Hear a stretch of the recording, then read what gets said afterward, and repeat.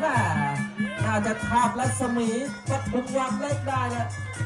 เดี๋ยวดูครับจะผ่านหรือไม่ผ่านเพราะว่าครั้งสุดท้ายนี่ก็ไปโชว์ผลงานที่มวยดีวิถีไทยมาแล้วเขาคุณจะยกทีมงานชุดใหญ่กลับมาสลักพัฒน์กลับมาฉายเวอร์ชันนี้ทีมปากกล้วยครับกรรมการผู้ชี้ขาดครับจ่าสิบเอกณัฐพงศ์ชมไกรครับจากโรงเรียนกีฬาพิษณุโลกพยัคฆ์ทักทายครับประสบการณ์แน่นอนกับฝั่งแดง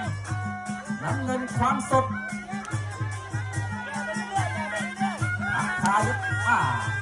เดี๋ยวดูมีช็อตเด็ดหรือเปล่าครับผมว่าคู่ในรายการวันนี้นี่ล้วนเป็นค่อนข้างมวยใหญ่ครับ